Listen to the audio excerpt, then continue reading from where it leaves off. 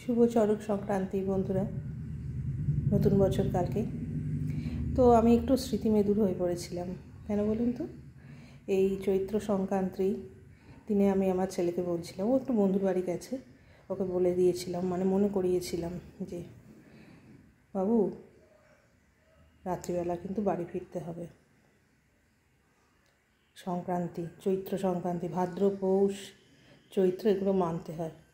ও একটু অবাক চোখে আমার দিকে তাকিয়ে রইল। তারপর বললো ঠিক আছে। আমি বললাম তোমার ঠাকুমা, ঠাকুমাকে দিদি বলতো, তিনি এখন আর ইহজগতে নেই। তো বললাম, ও মেনে নিল। এবার আমার তখন নতুন বিয়ে হয়েছে, একটু বিধিনিষেধ তো আরোপ করতেন আমার শ্বশুরমাতা, শ্রদ্ধেয় শাশুড়ি। তো যখন বলতেন যে ভাদ্র পৌষ চৈত্র সংক্রান্তি এগুলো মানতে হয়, ওনারা ওনাদের গুরুজনদের কাছে শুনেছেন যেটা, যে পয়লা, এই 3টে মাসের পয়লা প্রথম তারিখটি যেখানে কাটাবে, সেখানে সংক্রান্তির দিন অর্থাৎ মাসের শেষ তারিখটি জন্য সেখানেই কাটানোর নিয়ম। এটাই ওনার গুরুজনদের কাছে, শাশুড়ি দিদি শাশুড়ির কাছ থেকে শিখেছেন। সেটাই আমার ওপর অ্যাপ্লাই করেছিলেন, বলেছিলেন, একটু জোরই করতেন। আজ আমার এটাই মনে হচ্ছে যে তখন যেগুলো বিধিনিষেধ আমার ওপর চাপিয়ে দেওয়া হচ্ছে, কুসংস্কার, আমার মনে হতো, এখন মনে হয় যে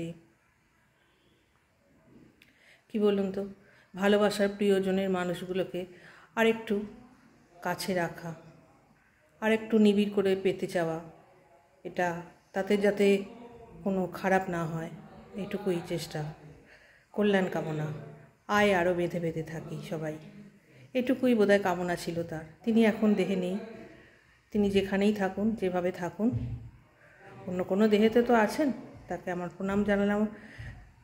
আমার আরও যেসব পূর্বপুরুষের গুরুজন রয়েছেন, আমার ঠাকুমা, নিজের সবাইকে আজকের দিনে আমি প্রণাম জানাচ্ছি।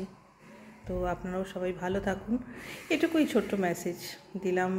আমি এমন কি বা মানুষ, বাড়িতে থাকি সামান্য গৃহবধূ, এটুকু মেসেজ শেয়ার করলাম।